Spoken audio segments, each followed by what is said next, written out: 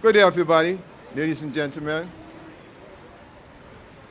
My name is Alvin Major. I'm a KFC worker. I've been working at KFC approximately 4 years, and I've been with the Fight for 15 movements approximately 4 years now, actually from the inception. We have won a lot of victories since this movement. We have won a lot of victories.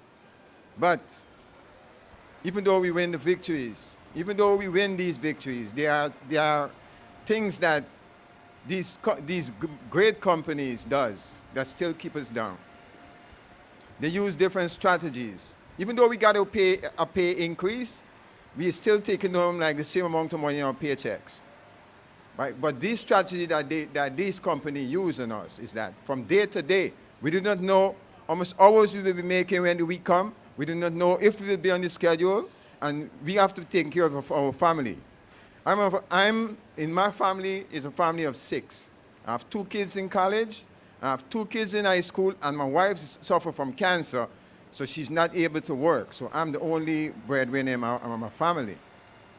I work 5 days at my store, but not knowing how much hours you'll be making when the week come. And if you're not kissing up to the bosses, they actually implement a thing they call where they cut your hours if you're not dealing with them. It calls 0 hours. 0 hours is that if you today or tomorrow you do not know how much hours you'll be making. So you do not know if you could pay your bills, you do not know what's really going on. And I would like to say, that we need this thing. If I need a day off at my job, I have to give them 2 weeks notice. Why can't you give me 2 weeks at least notice that I will be working so I know how to prepare myself?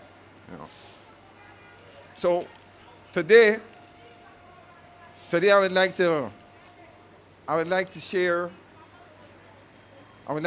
this, that there are people listening, there are people standing with us. It shows that when we come together and we fight together, we shall win. We already win a lot of victories. But today, we have someone who's very powerful, standing in our corner. And I'd like to introduce to you the mayor of New York City, Bill de Blasio.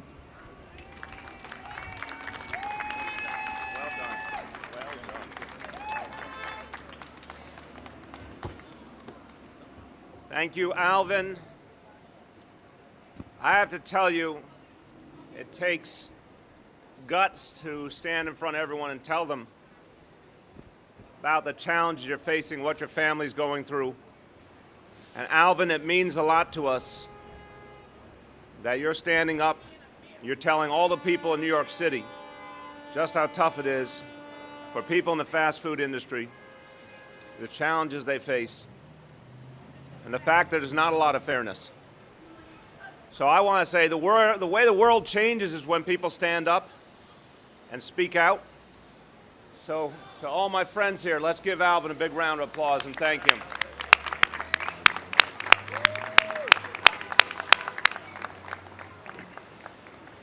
Alvin explains to us the reality that his life is at the mercy of his employer.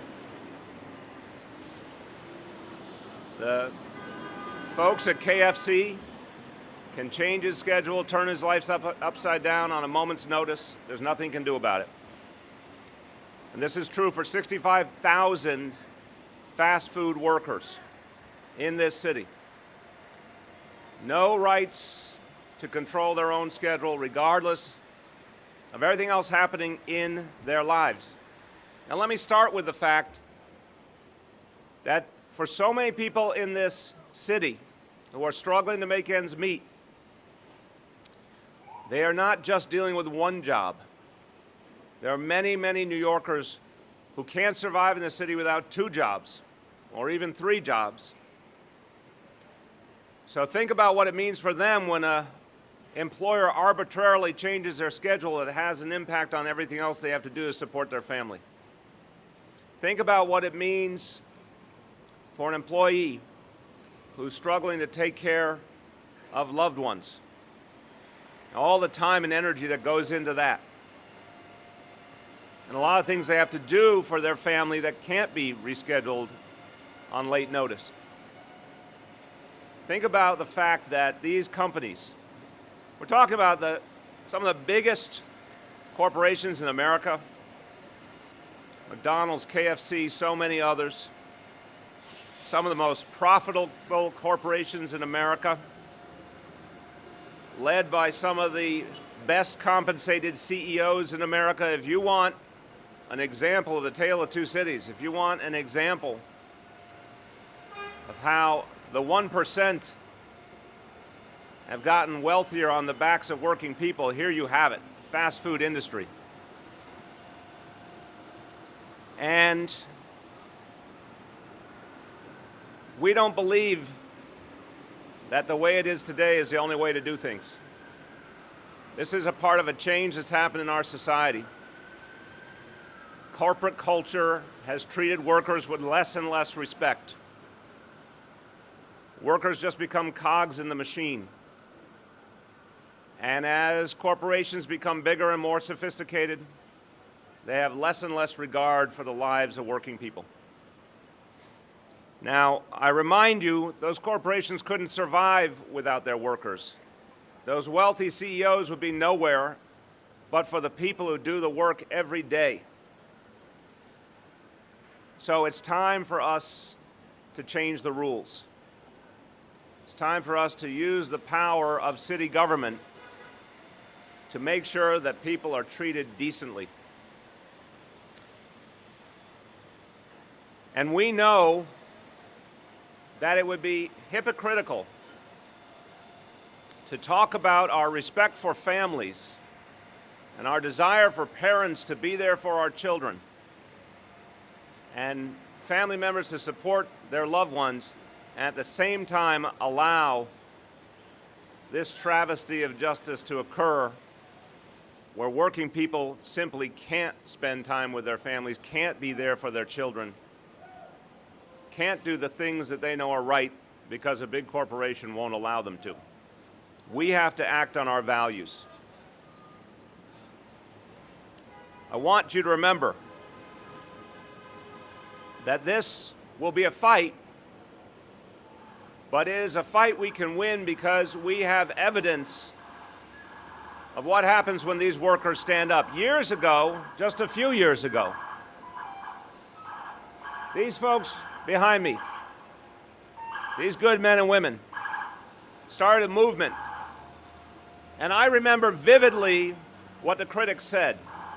I remember when the Fight for 15 got started, and I heard more times than I could count that it was unrealistic, that it was impossible, that it was an overreach, that it couldn't happen for years and years and years. They knew better. They believed the time was now. So just a few years ago, it was an impossible dream, but they persisted. Fight for 15, you started to hear more and more about it. And then they made demands of elected officials and of people running for office. And lo and behold, the Fight for 15 became a centerpiece of this national election. The $15 minimum wage became a part of the Democratic Party platform because they fought that battle and won. God bless you all.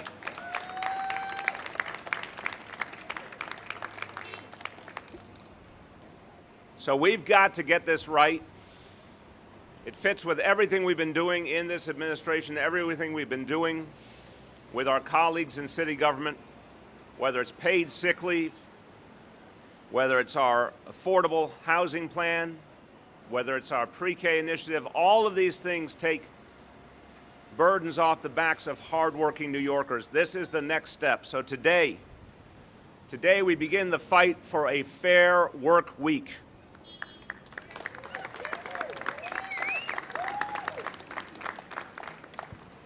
We'll work with the elected officials, we'll work with community leaders and advocates, and we'll work with good people in the business community who know that this wrong has to be righted.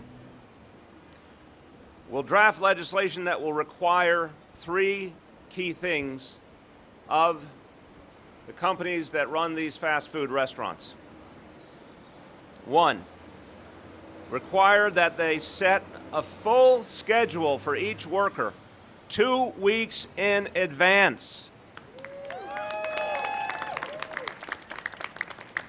And post it where everyone in the store can easily see it. 2, if, because of something within the control of the business, they need to change an employee's hours on short notice, they will be provided, those employees will be provided extra compensation, extra pay for work on short notice. And finally, I'm going to introduce a new word for many of you. It was a new word for me. We're going to regulate a practice that has become more common. Makes no sense, but it's becoming increasingly common. It is called a clopening. A clopening. That is when people are required, an employee is required to work a closing shift followed by an opening shift. Now, a lot of time, that can happen in a way where that employee has only a few hours to get home, get a little bit of sleep, turn around, and come back. It's not right, it's not safe, it's not healthy. So as part of this legislation, we will regulate this practice and require that there be at least 10 hours between a closing shift and opening shift that a worker has to perform.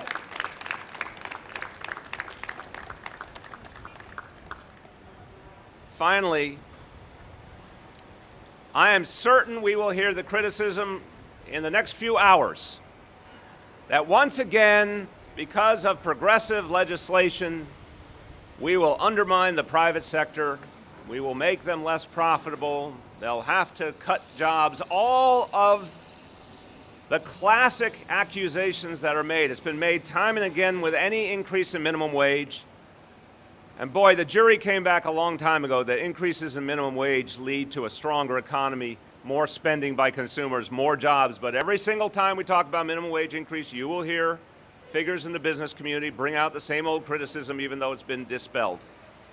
So you'll hear it again on this one, I guarantee it, that somehow by giving people the basic fairness in their schedule, basic ability to take care of their families, that it's going to undermine these vast profitable companies. Well, we also heard the same arguments about paid sick leave. And in the last few years in New York City, we added 1 million more people in this city who got paid sick leave coverage, and we enforced it. So by this reasoning from some in the private sector, of course, our economy must have ground to a halt, and businesses must have been failing all around us. Well, no. In fact, in the last few years, exactly the same time as we have had more and more paid sick leave available to New Yorkers, guess what's happened? This city has added 290,000 private sector jobs. There are over 4.3 million jobs in New York City today, the most we have ever had in our history, at the same time as we implement more and more protections for workers. Because protections for workers work, because it makes our society better, because workers get decent pay, decent benefits, spend their money, help our economy thrive. So this is how we make our whole city stronger, and we truly ensure that it's a city for everyone. A few sentences in Spanish. Miles de personas que trabajan por hora en nuestra ciudad deben cumplir horarios imposibles, sin aviso previo razonable de cuándo ni cuánto van a trabajar. Esto los obliga a faltar a importantes compromisos familiares y les puede hacer difícil llegar a final de mes.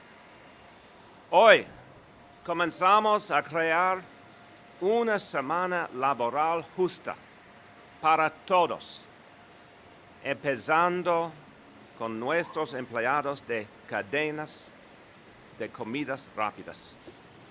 With that, I want to bring up our Consumer Affairs Commissioner, who has passionately fought for the rights of working people, Commissioner Lorelei Salas. I was going to give some remarks in Spanish, but the mayor stole my thunder. He did it very well, by the way. I'm just so proud to be part of this administration. And I thank you, Alvin, and all of the workers that are here today who are speaking up bravely about abusive scheduling practices. I am a single mother of 2 teenage boys. When they were young, I was able to work, go to school, plan for childcare. Frankly, I was taking that for granted. I had no idea how many other people cannot have that.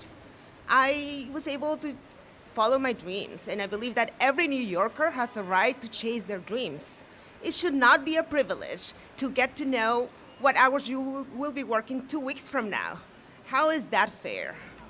I am looking forward with DCA and our new Office of Labor Policy and Standards to work with advocates, with workers, with businesses, to think about solutions for this problem. I think it's everyone's responsibility to think about this and to make sure that Alvin has a stable family life and he can raise his kids the way he wants to.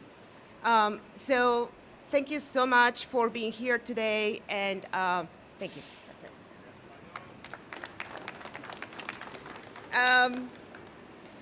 Bueno, en español, estoy muy orgullosa de ser parte de esta administración. Creo que muchos de nosotros pensamos que aceptamos o creemos que todo el mundo está viviendo una vida en la cual pueden planear sus horarios. Yo mencioné que soy una mamá de dos adolescentes que cuando eran chiquitos yo trabajé, estudié y pude cuidarlos, y eso es algo que muchas familias no pueden hacer hoy en día, y que no debería ser un privilegio saber qué horas va a trabajar uno en 2 semanas.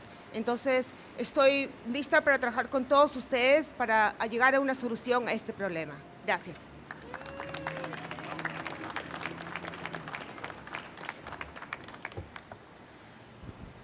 The next speaker has been one of the champions of working people in this city, and not just the members he represents, who are many, but far beyond just his union. He has fought for the basic things, for improved wages, improved benefits for all workers.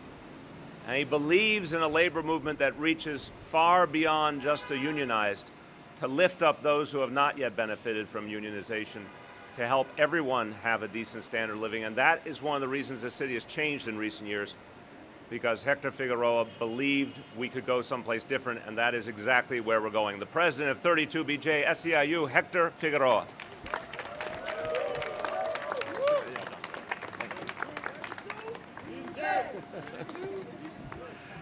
So, buenos días. Es un día muy lindo. It's a beautiful day. It's a beautiful day when we see working people who have been organizing to fight for their rights, who are winning, get an additional support in the ongoing fight from our city leaders. I want to thank Mayor de Blasio for taking this step to address what is one of the biggest concerns among fast food workers and many other workers. The whole question of a fair work week, the whole question of advance notice, fair scheduling, and we know that he cares about these issues. Sabemos que esto es importante para él because he was there from day one. Even before he was mayor, as public advocate, he was supporting the fight of fast food workers, and we thank you for that. I'm also very happy to be in the presence of other leaders in the city who have been there with us all along. Public Advocate Letitia James, Council Members Johnson and Lander, and our commissioner. You all know what these workers go through every day. You all have taken courageous steps. Sometimes you have been there at 4 in the morning with them as they have to strike and be there demanding their rights. And while we want $15 an hour minimum wage, not just for the city but statewide, thanks to the courage of these workers, the support of our leaders, the action taken by our governor and the legislator in Albany, we know that the design of a good job involves much more than the hourly pay. It involves the dignity and the respect of having predictable schedules. It involves the ability to have a voice on issues of safety and health. It involves a minimum set of hours that are necessary to bring a steady source of income. It involves, as many of us know in 32BJ, an organization that can speak for you, that you can be part of, so your voice resonates in the corridors of power and across the table with employers. Our fight for 15 and a union is a fight for 15 and good jobs, and we are on that trajectory, and our fight is going to be a successful one on this issue of advance notice and scheduling, because we will fight hard along with our leaders until we win. And I know, yo sé que esto es una lucha que va a impactar a muchos de los trabajadores. We heard from our brother Alvin Mayer. The last time I was with Alvin was during the signing of the $15 minimum wage. And I know that Alvin has been there every step of the way. He will continue, and fast food workers will continue this fight, but we invite other workers. We invite other workers to reach out, to work with City Hall, to work with the City Council. This is a movement for all low-wage workers who desperately need the security of a fair work week. Workers have to choose right now, not only between putting money on health care or putting money in the education of their kids and feeding their families or paying the rent, but very often, on short notice, they have to change the plans they have for their kids. They have to abandon other plans that they have to go to school, to better themselves. They are on the constant pressure of not knowing when and how many hours they're going to work. That is not life. That is not a definition of respect or dignity. That is disruption in people's lives. We are on the course of fixing that for fast food workers and many others, and that fight begins today. So, brothers and sisters, hermanos y hermanas, luchemos por una semana con horarios justos, luchemos por el derecho de tener una voz fuerte en el trabajo. We are going to win. Thank you, Mayor de Blasio. Can we do it? Yes. ¿Se puede? Yes. ¿Se puede? Yes, we can. Thank you.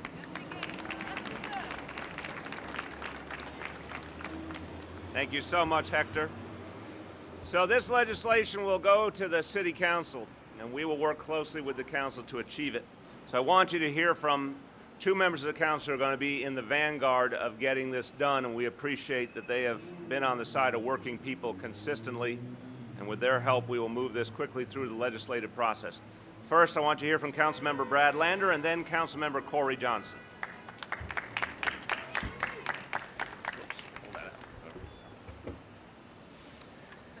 Thank you, Mr. Mayor, and special thank you to these brave workers who have been fighting this fight for such a long time. It's really special to be and fitting to be doing this event right here where we're doing it in downtown Brooklyn. We're just a few steps away from where the Fight for 15 was launched, the very first worker walkout. And the beginning of that fight more than 3 years ago now, when no one thought it would lead to $15 an hour and a movement sweeping across the country. And we're even less distance, actually, from John Kest Way, where we memorialize John, a leader with New York Communities for Change, and in many ways the thought leader behind, the organizer behind the Fight for 15.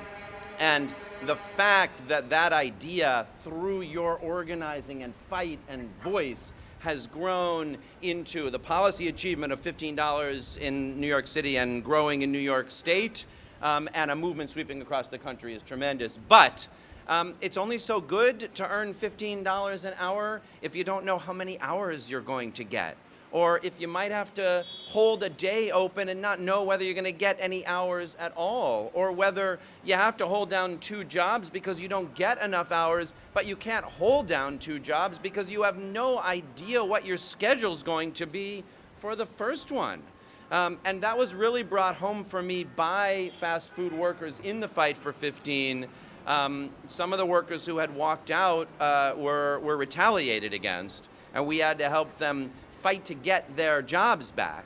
And what we quickly realized was it wasn't that simple even to know if we had, because their manager might say, we'll put them back on the rolls, and yet have no idea what hours they were even going to be able to work the next week or the week after. And so it really is the work that these workers standing here today have done that have made it clear just what basic decency requires, what basic fairness requires. I thought the commissioner put it best. It should not be a privilege to know your work schedule in advance. It ought to be a right. So we're thrilled to be working with the mayor, with Commissioner Salas and our new director from the Office of Labor Standards as well, Liz Vladeck, thinking this forward with our partners at 32BJ and the Public Advocate. Councilmember Johnson and I are looking very forward to working with Speaker Mark Viverito, who's also a longtime champion for worker fairness, to make this real. We know we've got real work to do here. This is basic fairness, but we also have to bring legislation forward, have a real thorough hearings on this. This will require an opportunity for workers to come out and for businesses to come out.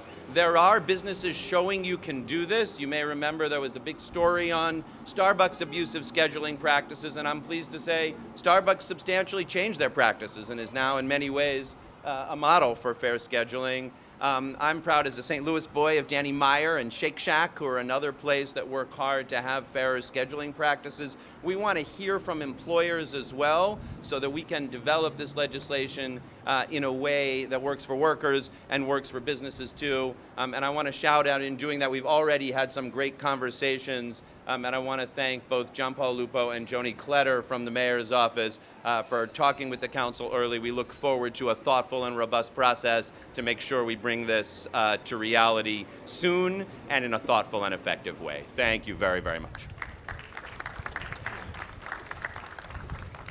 Thank you, Mr. Mayor. It is great to be here on this beautiful day. You know, it's 3 years since almost the election that happened in our last election. And what I think many of the things that have been discussed this morning show that elections do have consequences. And whether it be universal pre-K or expanding paid sick leave or expanding living wage requirements or fighting for $15 an hour for fast food workers, or expanding paid family leave. These are things that, as all of the speakers have said, just 3 years ago, before the last election, many folks said were not possible, could not happen, would not get through Albany, would not get through the city council, and could not be implemented properly. And what it shows is that activism matters. Good public policy matters. And that New York City, being a national leader on all of these issues of dignity, fairness, and equality matters. Now, many, many, many years ago, people said that a 40-hour work week was insane. That how could government mandate 40 hours a week for full-time employment? And since that time, whether it be worker protections in creating OSHA, or whether it be ensuring that pregnant women have protections, all along the way, we have decided that we should push the envelope. And New York City has been one of the leaders in doing that. Many of us and many New Yorkers, I think, take for granted the fact that a lot of folks just know what their schedule is going to be. They have a job, they know what their hours are, they get the weekends off, they can determine when they're going to be with their kids and their family and take a personal day. But so many workers in this city, it's like a dirty little secret that no one wants to talk about. So many workers are not afforded that right. And it creates anxiety and upheaval and instability and people not being productive because they are fearful about losing their job, they are fearful about being sick, they are fearful about communicating clearly and accurately with their bosses and their employers. This bill and a series of bills that we've been working on in the council with Councilmember Lander, who has been the real leader on this for over 2 years, I am so glad we are here today to have this announcement with Hector Figueroa and all of these incredible workers, Mayor de Blasio and his team, and public advocate Letitia James, because as soon as we do this, it is going to help so many people. So many people. Thank you, Mr. Mayor, for continuing to be such a strong ally and helping so many New Yorkers.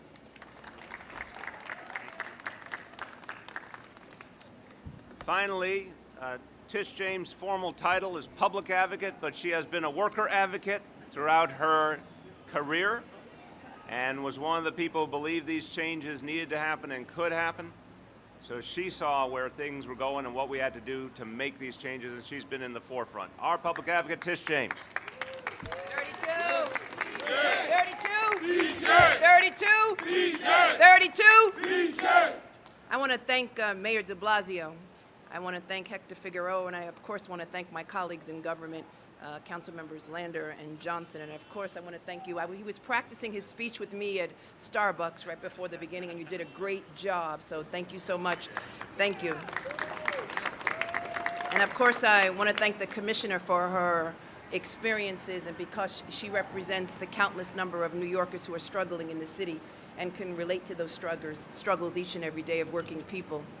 So we stand here in my former district at Fulton and Flatbush, which is a great intersection of all of the things that the mayor of the city of New York has championed. The crisis and the need for more affordable housing. The fact that we recently settled a lockout at LIU down the block, right? Where individuals are now negotiating with a mediator. And where we stand before a fast food restaurant and so many fast food restaurants on Fulton Street, which unfortunately have affected the lives of countless New Yorkers. We've come a long way in the treatment of our workers, and from the strength of our unions to the recent victory of $15 an hour. But we are still far from fair treatment that millions of workers in the city and state deserve. You see the individuals behind me are friends of mine. I see their faces each and every day as I walk these streets, which is not too far from where I live. They tell me about their struggles. They tell me about the change in their schedule each and every day. They tell me about their employers at Kentucky Fried Chicken and McDonald's and Burger King and all of these fast food restaurants who change their schedule without notice. They tell me how they can't go to the hospital, how they can't plan for their child's future, how they can't even plan their own appointments because their employers change the schedule without notice. And they oftentimes have to choose between going to work and trying to improve their future. They also tell me how they lose jobs when unfortunately they cannot find a babysitter or someone to care for their child. And I say to them, is that right? No. And so here we are today, another promise of Mayor de Blasio, a promise made and a promise kept from his campaign. And it's a promise to improve the lives of working people in the city of New York. Because one of the most detrimental practices that is still all too common, because I hear it every day, is among fast food chains, is the use of flexible schedules, a pervasive employment practice in food service.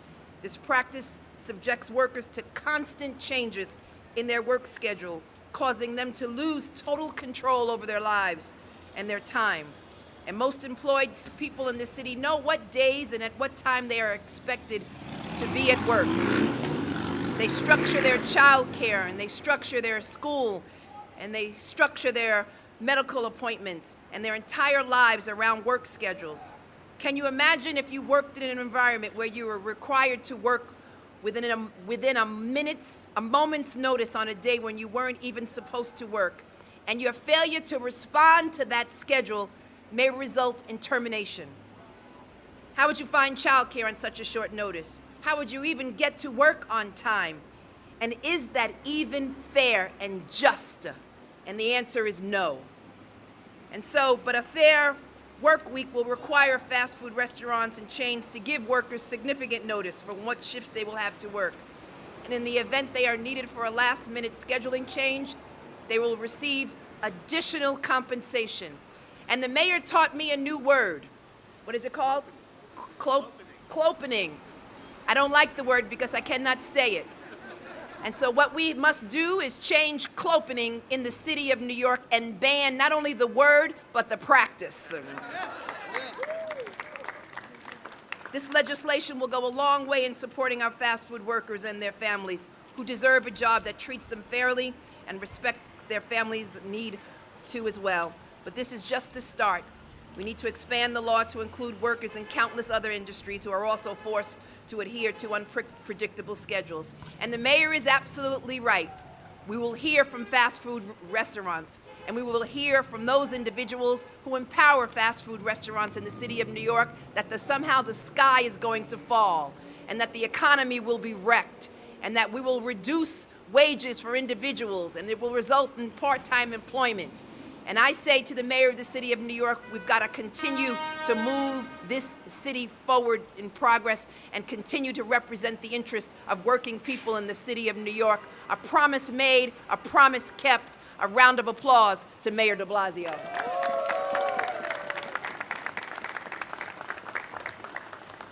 I want to say we're joined not only by the folks who have spoken, and I think it's quite evident that 32BJ is here. They've made their presence known. But we've also been joined by other crucial organizations who have been part of these fights for fairness for a long time. New York Communities for Change, we thank you. And we are very, very appreciative for the history that organization and John Kess played in this movement. Make the Road, we thank you. A Better Balance, we thank you. And the Center for Popular Democracy, we thank you. All right, we are going to be taking questions on today's announcement. Questions? Yes. So this is just city council legislation. You don't envision any state legislation being required? And can you give us a sense of what the timeline is for releasing the actual legislation and then when you hope to have it passed? All right, let me take the first pieces, and I want my colleagues from the City Council to talk about their timeline. But on the first, obviously we want to move very quickly, and we'll do everything working with Speaker Mark Viverito and the members of the council to move quickly. On the question of the state, we are firmly within our legal rights to move on these issues, and we have to move on them. It's something that has to be addressed. I think it's also clear that in the past, whether it's minimum wage issues or a lot of other issues related to workers' rights, there have often been long delays when the state legislature, in particular the state senate, gets involved. So if we want action now, an action that will help 65,000 fast food workers in New York City, we should do it with municipal legislation, and everyone in New York City is ready to do that. Brad or Corey?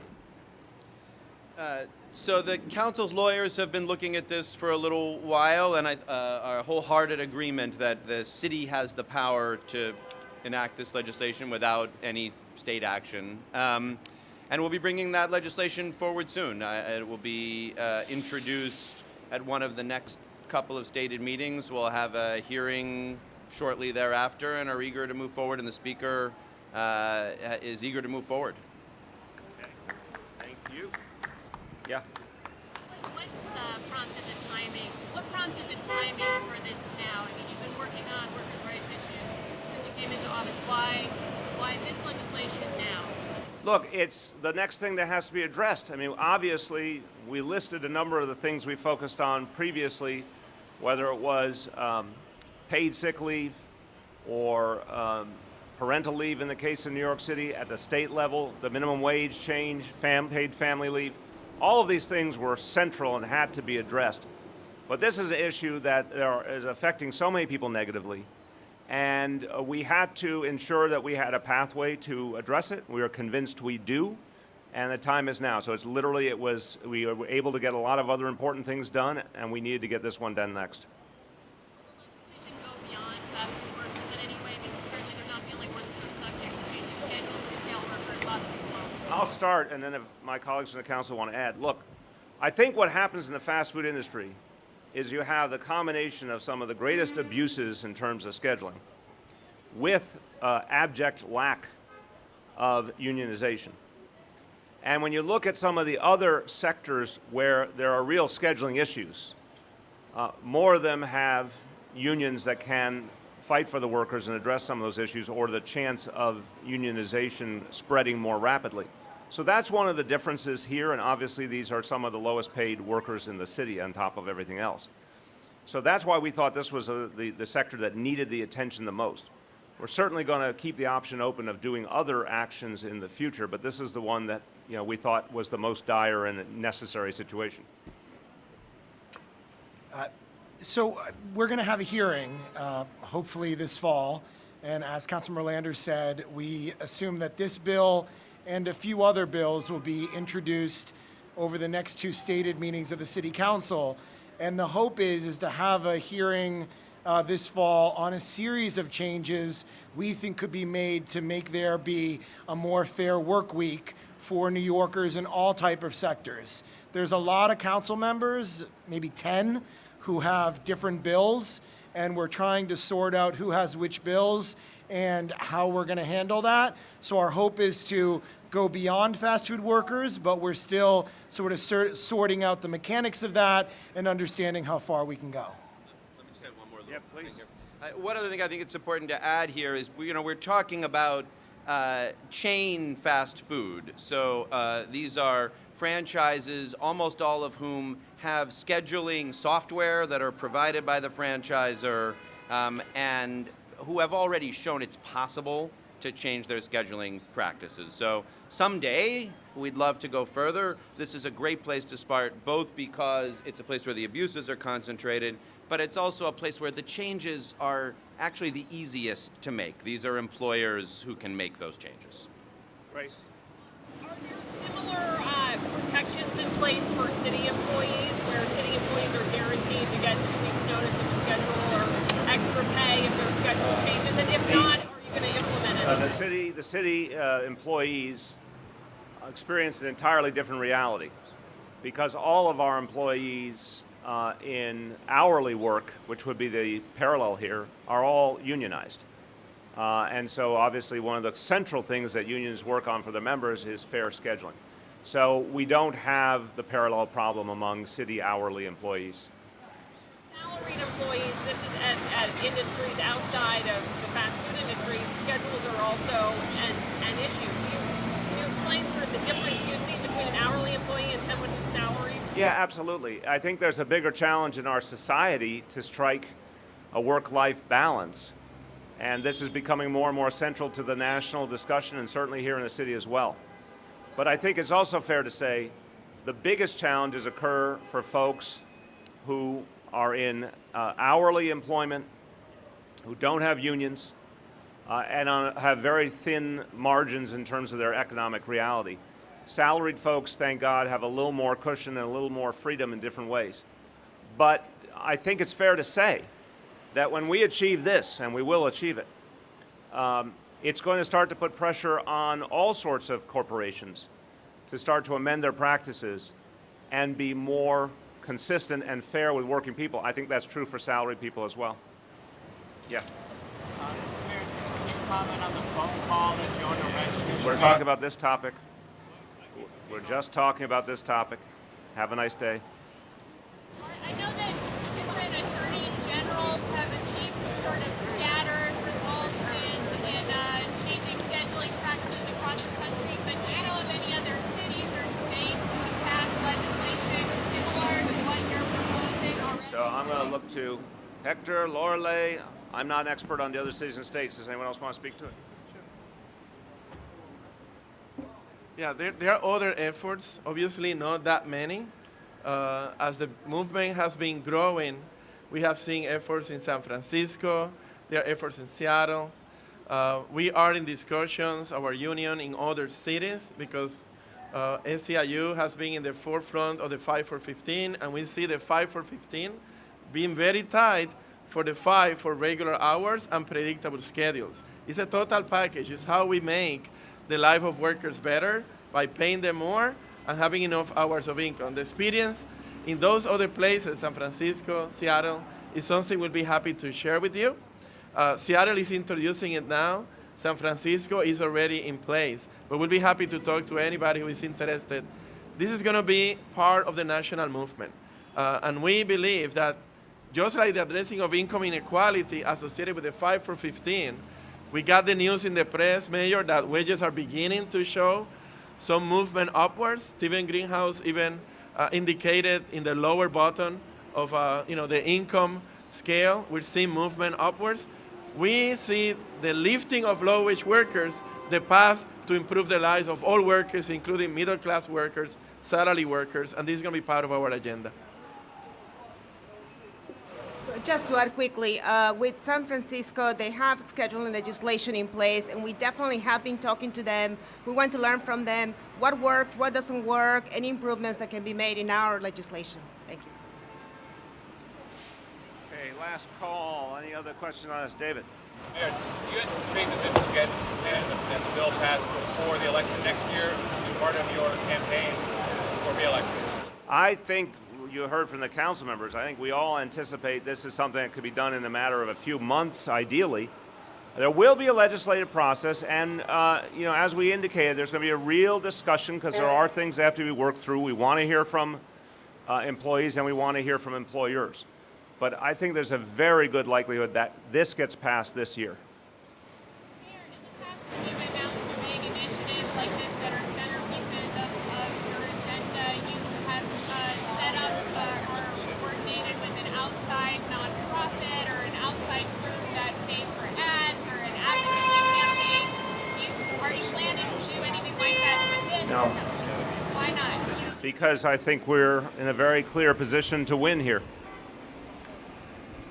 Calculating the total economic cost of this, and what's the threshold for a fast food restaurant qualifying here? Say again. Couldn't hear you well enough. So the first question was, have you tabulated the total economic cost to businesses for complying with the legislation? And the second thing is, what is the threshold for a restaurant to meet to qualify for this legislation? I'll let Lorelei talk about the threshold for qualification and why it reaches 65,000 employees.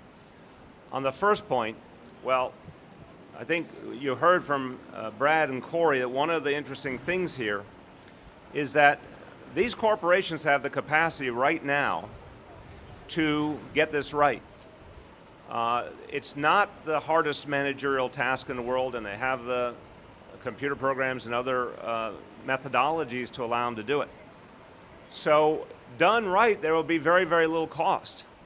I think it is a culture change. I think it says to the corporations that they have to treat their workers with respect. That has not been the reality of these giant fast food corporations. And this will make them do it. And the point that Brad made, you see some other very substantial American corporations like Starbucks that have made these reforms on their own. And I think you've all been to Starbucks lately. Their operations have not ground to a halt and their profitability is fine. So I don't think it has to cost much at all. In some cases, because there would be extra compensation for last-minute shifts, yes, that is an issue, and we'll evaluate that during the legislative process. But I think the central issue is not those last-minute unexpected things. It's the scheduling that could have been done anyway, but there was such a negative and abusive attitude towards workers, they didn't even bother to do it. On the definition. So, if you are a fast food establishment under New York State labor law, right, that you are also a fast food establishment under this law. So it includes establishments with 30 or more locations nationwide that share the same name, menu, and provide counter service. Just one quick thing to add to the mayor's answer on how difficult is this going to be for businesses. My agency has been working really hard to provide tools to employers to make sure that these legislations are easy to implement. We did so with the paid sick leave. We have spreadsheets that we make available to the businesses so they have it easy. It doesn't cost them anything, and we anticipate doing the same thing here. Not being able to schedule your workers flexibly, no? Is there not any cost to that? Look, I mean, we've seen paid sick leave studies, the most recent study about like a week ago or so, showing that about 85% of businesses show no increase in costs. I think that speaks for itself. Thank you. Well said. Well said. Yes.